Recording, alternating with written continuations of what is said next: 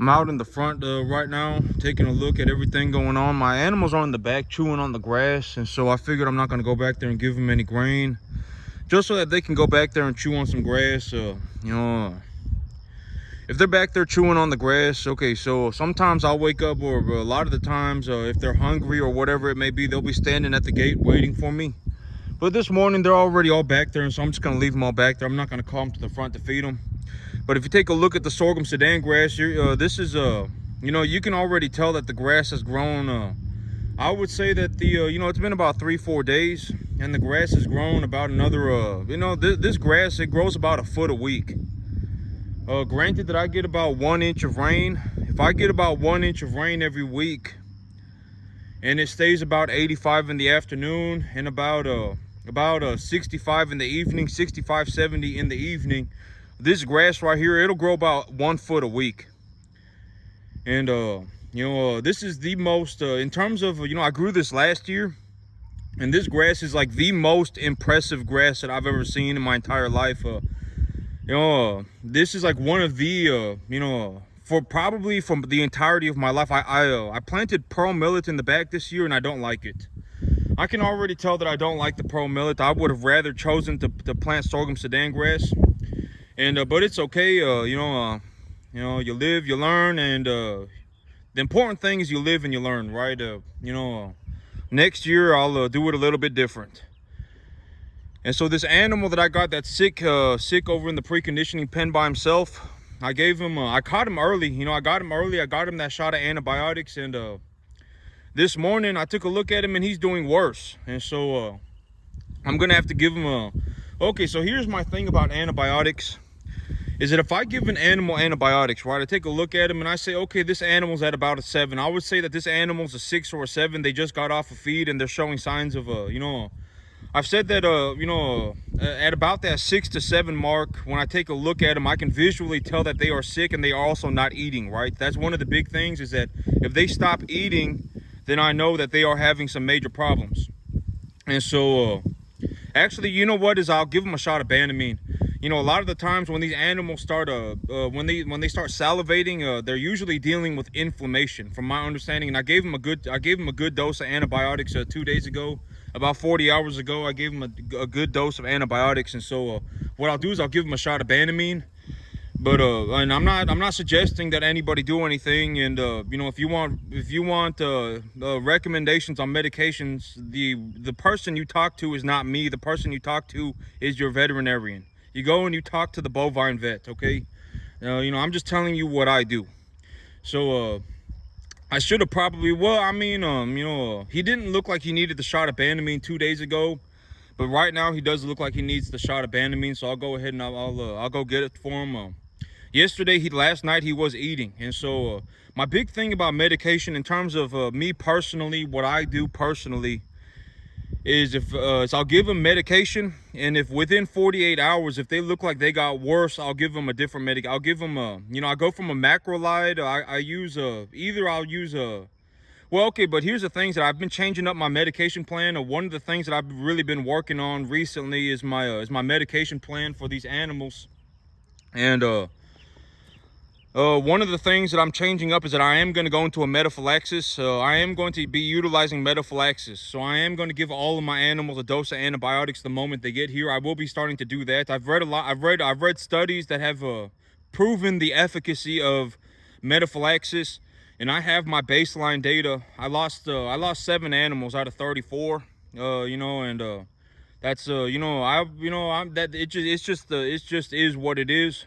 And so I got my baseline number. I lost 7 out of 34. I'm gonna take that number, and I'm gonna start utilizing metaphylaxis. I'm gonna utilize metaphylaxis, and I'm gonna see what it does to those numbers. And so I'm going to be I'm just gonna continue collecting data, and I'm gonna utilize metaphylaxis, and I'm gonna see if my numbers change. And also another thing that I've been really looking into, I've been watching a lot of I've been learning what I can about vaccinations, cattle vaccinations.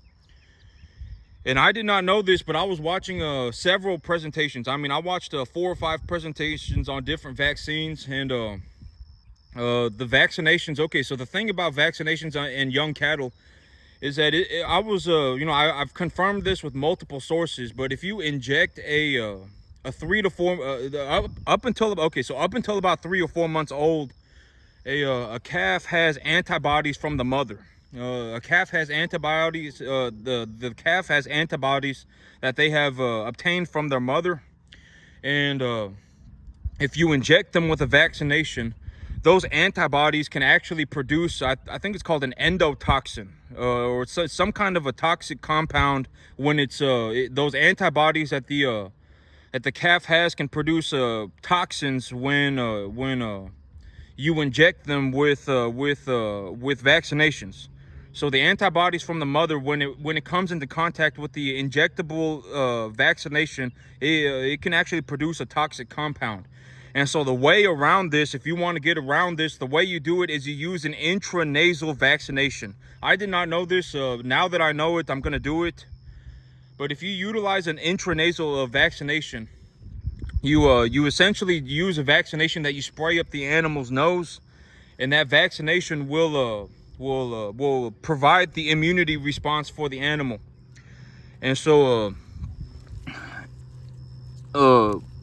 so I'm gonna start utilizing an intranasal vaccination, because most of my calves, they're about at that 3 to 4 month old range, and so I would say they're at about the 3 month range. Most of the time when an animal's about 250 pounds, if they've been, if you've been raising them properly and you took good care of them, they're going to be about 250 pounds. And granted that they are somewhat of an average, frame size and all that, they're going to be about 250 pounds at about 3 months old. And so I said, I'm going to start utilizing metaphylaxis, and I'm also going to start utilizing intranasal vaccinations. And if you take a look at the sorghum Sudan grass, it's about a foot tall as of right now. It's about a foot tall, and by about this time next week, it'll be about 2 feet tall, and I'll have the animals out on it. I'll have the animals out on it, grazing it. And yesterday, I fired my real estate agent. I talked to my real estate agent in the morning, and she was saying, I can't get I gave her the contact information for my loan officer. I gave her the contact information for him, excuse me. I gave her the contact information for him, and she told me she contacted him and she couldn't get a hold of him, and then she told me that she got into contact with the other real estate agent or something like that. I don't know. She said she was she said she couldn't get in contact with my loan officer, and then I called the loan officer's office, and he picked up immediately. And then I contacted the other real estate agent, the agent representing the seller on the other side. I contacted her, and she picked up immediately, and I asked her, did you hear anything from my real estate agent? And she said, no, I haven't heard anything. And then I said, okay. And so I hung up the phone, and I tried contacting my real estate agent, and she didn't pick up the phone, and boom, she got fired. Here's the thing, all right? This is what I'm talking about when I say default moron, and please don't do it. If someone shows, let's say you're a real estate agent, right? And this is a very good opportunity for me to talk about something other than farming. If you're a real estate agent and someone shows up at your office, right? Someone gives you a call and they said, I drove by a property, I really like it. Send the contract, fill the contract out, whatever you need me to sign, just I'll sign it, right? I mean, I've already driven by the property myself. I've already taken a look at it. I've already gotten my loan officer. I've already gotten everything connected. I've already got everything together. The only thing you need to do is fill out the contract, right? Fill out the contract. Please, for the love of God, just fill out the contract and send it to me, and I will sign it and whatever, right? If you're in that situation, and you're going to make a 3% commission on, let's say, $350,000, $335,000, a third of $1,000,000, that's 10 grand, right? You're going to make 10 grand, and it's going to cost you, this is what I'm talking about. Like if you showed up to me, this is also what I've been saying, right? If you showed up to me and you wanted to talk and you offered me $10,000 for 3 hours of my time, right? I want to talk to you. I have this business plan. I really want to do something with myself. I want you to take a look at it. Here's $10,000. I wrote you a $10,000 check. And, I want to, if you just give me a couple hours of your time, would you take a look at this for me? Sure, I'll do it, right? I mean, I'll do it. And this is what, and this is what I've been doing with the real estate agent. I called her. I said, I drove by the property. I've already got my loan officer. I've already gotten my lender. I'll give you his information, and all you have to do is fill out the contract. It won't even take you 3 hours, and you'll make like 10 grand on it. And and boom, default moron, can't get a hold of her. I don't know. I mean, if she died, then then that's something. Maybe after she got off the phone with me in the morning, maybe she died. I don't know. But please do not default moron, right? Like, if you are genuinely in a situation where you have the opportunity to make about $4,000 an hour, if you are genuinely in that situation and you have the opportunity to make $4,000 an hour, you should take it, right? I mean, most of you should take it. 99.99999% of you should take it. Don't go in default moron. Oh, well, today's my daughter's birthday, and so I'm not gonna work at all today. Oh, today's my oh, well, I was supposed to go visit my mother today, so I'm not gonna work today. Boom, you're fired. I'm serious, you're gone. I'm gonna go and find the next real estate agent. And so I've already got a new real estate agent, and she's already contacted she's actually in the same real estate group as the seller's agent. I got a hold of her when I contacted the seller's agent. She was the one that picked up at the office, and so she was the one who got my she's the one who is now in charge of representing me. And please, for the love of God, it does not matter what you're doing. It's not just farming. Please, it does not. It's not just farming. If you default moron and you're a real estate agent, boom, you're gone. I'm serious. I mean, just don't do it, right? I mean, it does not matter what you're doing. You could be in any business. If you default moron, you're gone. I mean, I'm just gonna go and find the next real estate agent, because somebody's gonna want the $4,000 an hour. I guarantee it. And the person that wants it is also probably gonna do the best job, right?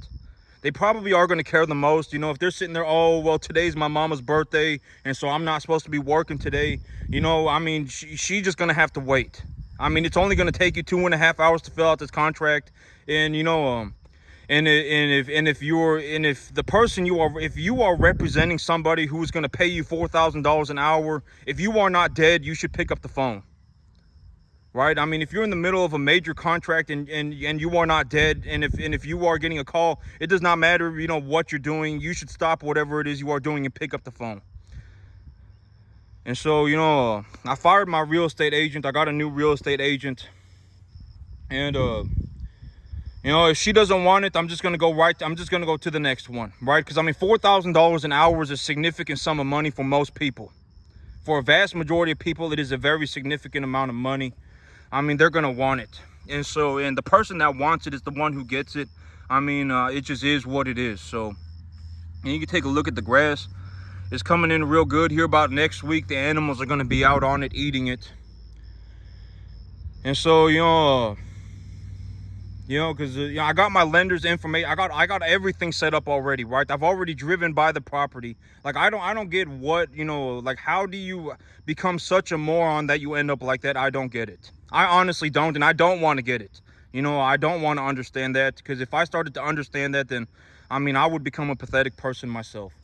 And so, I fired my real estate agent. I got a new one.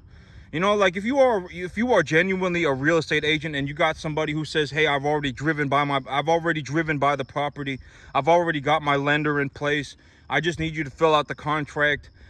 Fill out the contract, okay? Don't sit there and go, oh, I'm gonna call your lender, and I'm gonna call the other agent, and then I'm gonna get right back to you, and then for 48 hours I don't hear anything from you, and then I call the lender myself, and then you tell me, 24 hours later you call me and you go, oh, well, I couldn't get a hold of your lender. Oh, I don't know what's going on. I'm gonna need a little bit more time. And then I hang up the phone and I call my lender, and he picks up immediately, right? And I ask him, and so I said, okay, like, legitimately, if you are in that situation and you are just, default moron, and you're not going to get anywhere your entire life, and you're fired. Legitimately, I'm not going to deal with you. I don't want your poorness rubbing off on me. I don't want it, right? And so, that's what happened. Legitimately, if I had my hand on the Bible, I would put my hand on the Bible if I had a Bible in front of me, or any holy book. I called my real estate agent. She told me that that my lender didn't pick up. I hung up the phone. I called my lender. Boom, they picked up immediately. I called the other real estate agent. Boom, someone else at the office picked up, and now she got the contract. I mean, she's got the contract now, and the other agent is gone forever. Don't ever contact me again. I don't care. You know, and so that's how it happened. And if she does, you know, if by Thursday she does not want the contract, legitimately she does not, $4,000 an hour is a lot of money.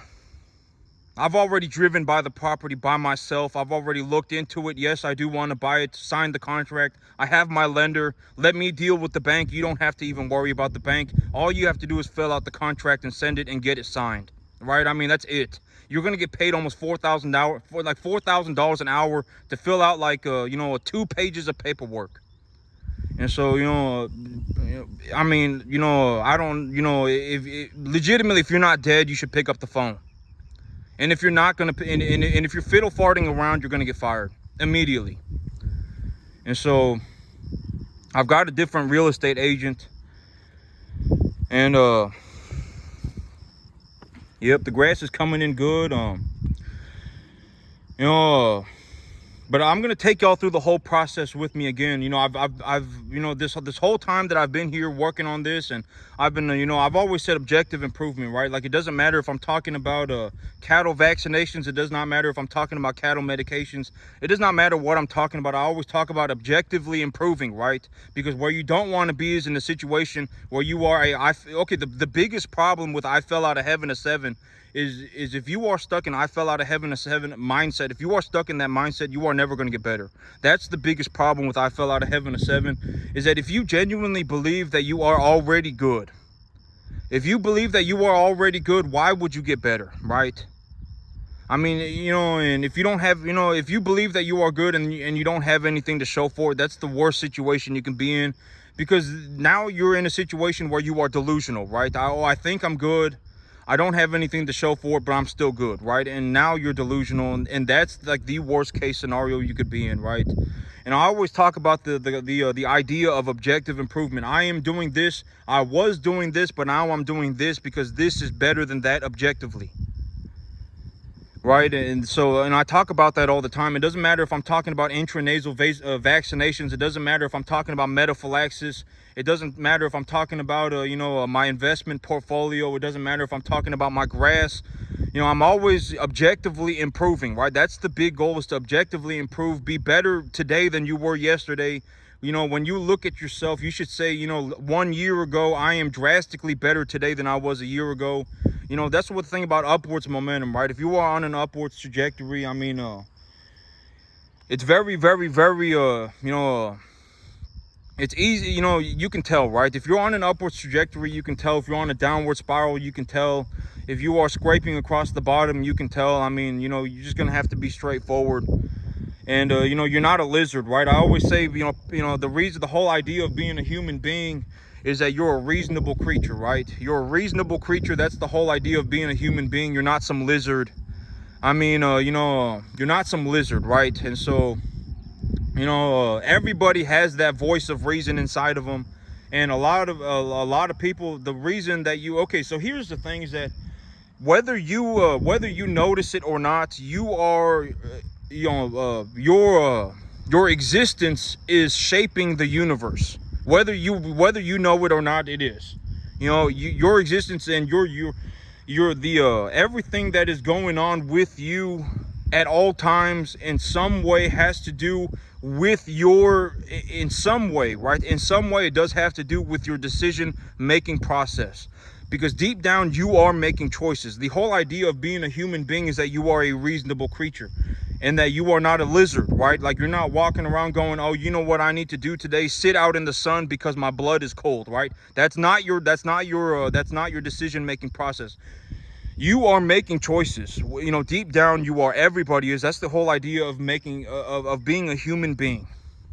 When you wake up and, but a lot of times you have, your decision making process has already been ingrained into you. That's what I mean by default moron. Your decision making process has been ingrained into you. You have been taught to be a moron by morons. And, it doesn't take a genius to just, it doesn't take a genius to plant grass. I'm going to be honest. If you put me in a room with 1,000 people, 250 people would probably be smarter than me. It doesn't take a genius to plant grass, right? It doesn't take a genius to plow a field. It doesn't take a genius to throw some fertilizer on a field, right? Uh-oh, my cattle actually realize that I'm standing up here, and now they're all running up towards me. So I'm gonna go ahead and give them some food. But whether you notice it or not, you are in one way or another, you are, shaping the universe that is you. You are where you are because of the decisions that you have made for a long period of time, right? And